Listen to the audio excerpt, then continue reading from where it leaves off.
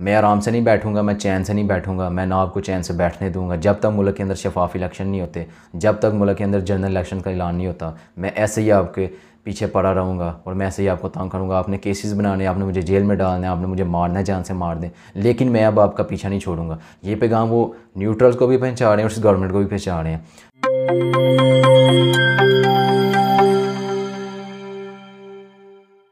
बिस्मिल्लाहिर्रहमानिर्रहीम, अस्सलाम वालेकुम। आप देख रहे हैं यूट्यूब चैनल, मैं हूं फ़हद मुग़ल। नाज़रीन, जैसे जैसे अक्टूबर का महीना नज़दीक आ रहा है, वैसे वैसे ही मुल्क पाकिस्तान के अंदर सियासी कशीदगी बढ़ती जा रही है। हम देख रहे हैं मुल्क के हालात मज़ीद ख़राब हो रहे हैं। सैलाब भी आया हुआ है, सैलाब अपनी जगह पे है और मुल्क की जो सियासत है वो गर्म होती जा रही है। शेर रशीद साहब ने चंद दिन पहले एक ट्वीट किया, तो उसके अंदर उन्होंने बताया था कि अक्टूबर से पहले बहुत अहम सारे फ़ैसले हो जाएंगे। तो उसी फ़ैसलों की कड़ी जो है उसका आगाज़ हो गया। उसका पहला फ़ैसला ये सामने आया कि नवाज शरीफ साहब ने ऐलान किया था कि सितंबर में वो पाकिस्तान आ जाएंगे और आके पाकिस्तान की सियासत करेंगे। लेकिन अब एक ताज़ा तरीन खबर आ रही है और ख़बर ये आई है कि नवाज शरीफ साहब ने पाकिस्तान आने का जो उनका प्लान था वो मुअख्खर कर दिया। उसकी क्या वजह है वो मैं आपको आगे चल के बताता हूँ, लेकिन उससे पहले दो अहम खबरें हैं वो मैं आपको बताना ज़रूरी समझता हूँ।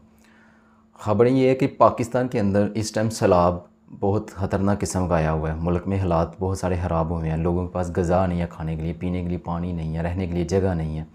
इमदाद जो उनके लिए इकट्ठी की जा रही है, बहुत सारी मिक़दार में इमदाद इकट्ठी की जा रही है, लेकिन वो इमदाद उन तक पहुँच नहीं रही। वज़ीर-ए-आज़म साहब ने फ़्लड रिलीफ जो फ़ंड आया है उसके ऑडिट का ऐलान कर दिया है। उन्होंने कहा जी जितना फ़ंड आ रहा है मुल्क के अंदर और जितना आ चुका है उसकी शफाफियत को मद्देनज़र रखते हुए कि ये फ़ंड असल जगह पर इस्तेमाल हो, इसके लिए उन्होंने ऑडिट का ऐलान कर दिया। इससे पहले भी मैंने आपको बताया था कि पाकिस्तान के अंदर जो फ़ंड आ रहे हैं बाहर से, दोस्त ममालिक भी दे रहे हैं, जो बैरून मुल्क पाकिस्तानी है वो भी दे रहे हैं, तो वो सारे फ़ंड को इस्तेमाल किस तरह किया जाएगा, उसको शफाफियत का पैरामीटर कौन से होंगे।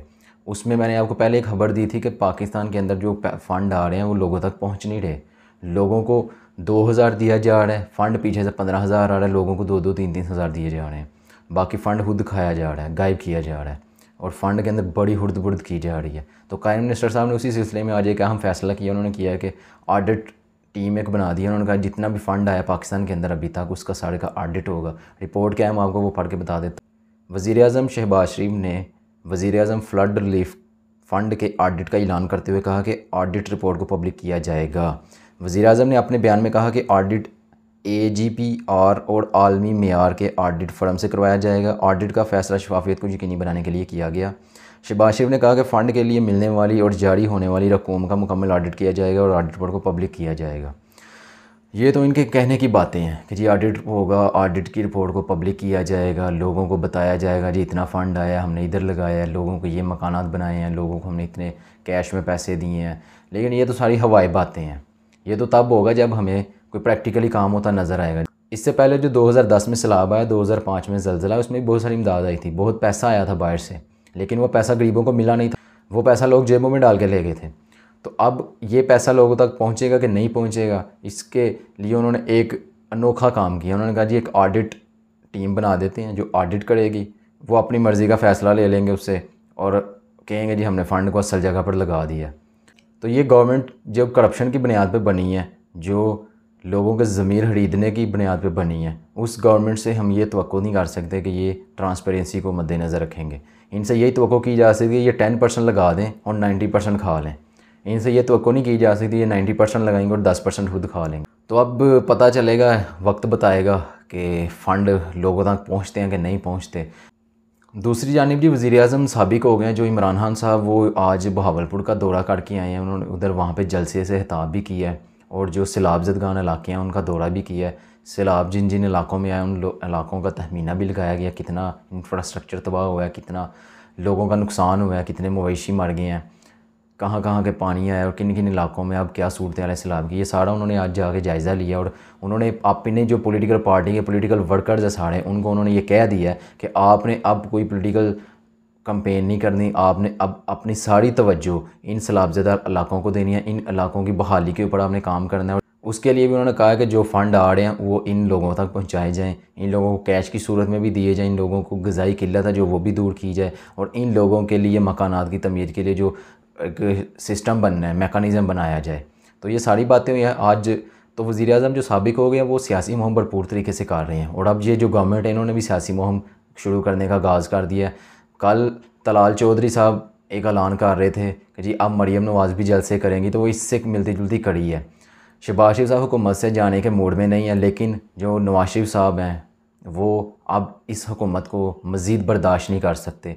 उन्होंने बाहर से एक पैगाम जारी भी किया। नवाज शरीफ साहब ने अपने पॉलिटिकल वर्कर्स को टास्क सौंप दिए हैं कि वो पाकिस्तान के अंदर अब सियासत को भरपूर तरीके से करें। जिन 9 हलकों में इलेक्शन होना थे मुलतवी हो गए हैं, उनके में भी कंपेन भरपूर तरीके से करें। और दूसरे नंबर पर जो जनरल इलेक्शंस आ रहे हैं उसकी कंपेन का भी आगाज़ करें। उन्होंने सारे अपने बंदे जो पॉलिटिकल वर्कर्स हैं उन सबको अब टास्क दे दिए हैं। तो अब एक तरफ से देखें तो शहबाज शरीफ साहब हुकूमत में रहने का हामी है, लेकिन नवाज शरीफ साहब ने अपने जो पॉलिटिकल वर्कर्स हैं उनको टास्क दे दिया कि आप इलेक्शन की तैयारी करें और इलेक्शन की मुहिम का आगाज़ कर दें, जलसे करें, कंपेन करें, आवाम को मोबलाइज़ करें, PMLN को दोबारा ज़िंदा करें। तो ये सारा उनको टास्क दे दिए। मरीम नवाज़ को इसकी कमान दी गई है। अब मरीम नवाज़ की ज़िम्मेदारी ये लगा दी गई है कि वो पंजाब के अंदर दोबारा एक्टिवेट करेंगी PMLN के वर्कर्स को और PMLN को। और अब मुस्लिम लीग नून से जो शीन निकलनी थी वो मेरे ख्याल से निकलने के करीब पहुंच चुकी है, और मज़ीद ये 1-2 माह में फ़ैसला हो जाना है। अक्टूबर से पहले पहले ये सारे फ़ैसले हो जाएंगे कि मुल्क के हालात किस तरफ जाएंगे और कौन आर्मी चीफ़ बनेगा, क्योंकि वही एक तैनाती होनी है। उसी को लेकर सारा ये ड्रामा किया गया था हमारे मुल्क के अंदर। तो वो हो जाएगी, तो उससे बाद फिर जनरल इलेक्शन ही होने हैं। तो जनरल इलेक्शन होंगे तो फिर पता चल जाएगा कि नून निकल दिया, शीन निकल दिया। तो अब जो नज़र आ रहा है PMLN के गवर्नमेंट का और PMLN की जो पार्टी है पॉलिटिकल पार्टी, उसके अंदर जो चीज़ें नज़र आ रही हैं उसमें यही नज़र आ रहा है कि ये दोनों अब इख्तलाफात इनके मज़ीद बहुत ज़्यादा बढ़ चुके हैं, और अब ये शहबाज शरीफ साहब हुकूमत छोड़ने के हामी नहीं रहे। तो शहबाज शरीफ साहब के पास कोई प्लान है नहीं मईशत को ठीक करने का, महंगाई को कम करने का, चीज़ों की कीमतें कम करने का, आवाम के लिए सस्ती चीज़ें मुहैया करने का, आवाम को आसानियाँ पैदा करके देने का, आवाम के लिए बेहतरीन मौके पैदा करने का। रोज़गार कोई भी नहीं, लोग भूखे मार रहे हैं, जॉब्स ख़त्म हो गई हैं। और दूसरे नंबर पे सबसे अहम बात यह है कि पाकिस्तान की जो मईशत अच्छी बड़ी चल रही थी वो अब तबाह हो गई है, और वो इस कदर अब हम तबाही के दहाने पे पहुंच चुके हैं कि अब हमें IMF से भी उम्मीदें लगानी मुश्किल हो गई हैं। IMF भी हम पे ऊपर यकीन नहीं कर रहा, उन्होंने हमें मज़ीद टास्क दे दिए हैं। वो जो उसको पूरे करते हुए जो एक महंगाई का नया फैक्टर आएगा, एक महंगाई की नई लहर आएगी, वो भी अब देखना होगा। न्यूट्रल्स ने ये जो टेस्ट किया था इंपोर्टेड गवर्नमेंट को ला के, कोलेशन गवर्नमेंट को ला के, तो अब ये न्यूट्रल्स ने भी नाकामी का इतराफ़ कर लिया है। और दूसरी जानिब इमरान खान की जो बढ़ती हुई मकबूलियत है उससे वो परेशान हो गए हैं, और परेशानी उनकी मज़ीद बढ़ती जा रही है, क्योंकि इमरान खान साहब ने भरपूर कह दिया कि मैं भरपूर इलेक्शन मुहिम करूँगा, और मुझे अगर दीवार से लगाने की कोशिश की गई तो मैं फिर आप सबको दीवार से लगाऊंगा। मैं आराम से नहीं बैठूंगा, मैं चैन से नहीं बैठूंगा, मैं ना आपको चैन से बैठने दूंगा जब तक मुल्क के अंदर शफाफ इलेक्शन नहीं होते,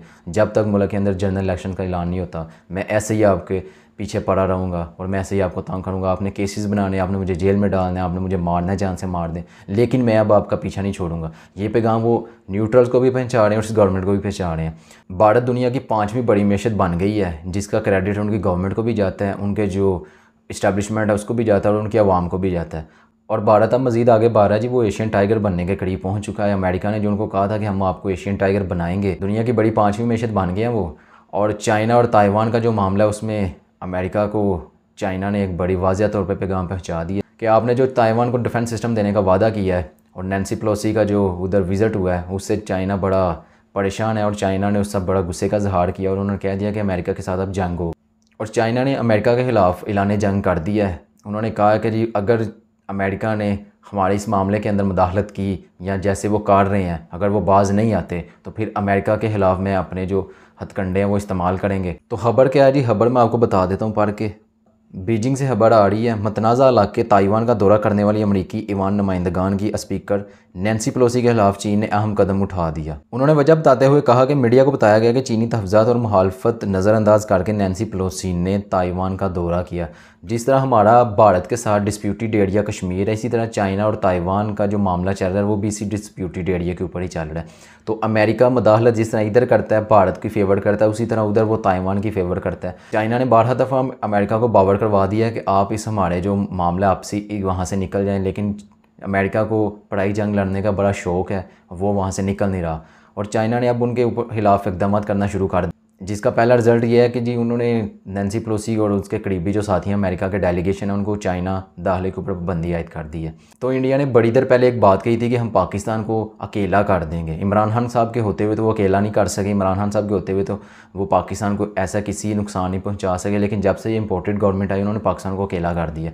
चाइना पाकिस्तान से दूर हो गया, रशिया दूर हो गया, जो गल्फ़ कंट्रीज़ है वो पाकिस्तान से दूर होते हुए नज़र आ रहे हैं। तो इमरान खान साहब ने इन सारे कंट्रीज़ को पाकिस्तान के करीब लाया था। उन्होंने 2 दफ़ा पाकिस्तान के अंदर OIC के इजलास करवाए। ये इस चीज़ की अक्कासी कर रहे थे कि उन्होंने पाकिस्तान को एक सुपर पावर बनने का आगाज़ कर दिया। लेकिन जब से इंपॉर्टेंट गवर्नमेंट आई है ये अपने बैरूनी आका को खुश करने के लिए पाकिस्तान का नुकसान कर रही हैं और मज़ीद नुकसान कर रहे हैं, लेकिन इनको जी कोई पूछने वाला नहीं है। अब इनके जाने का टाइम हो गया जी, इनके पास वक्त थोड़ा रह गया है। न्यूट्रल्स का हाथ इनके ऊपर से अब हटता जा रहा है। बढ़ती हुई इमरान खान साहब की मकबूलियत और इंटरनेशनल मीडिया का दबाव और इंटरनेशनल ऑर्गेनाइजेशंस का दबाव, ये देखना वो कब तक बर्दाश्त कर सकते हैं। आज के लिए बस इतना ही। आपसे मुलाकात होगी एक नई वीडियो में। अल्लाह हाफिज़।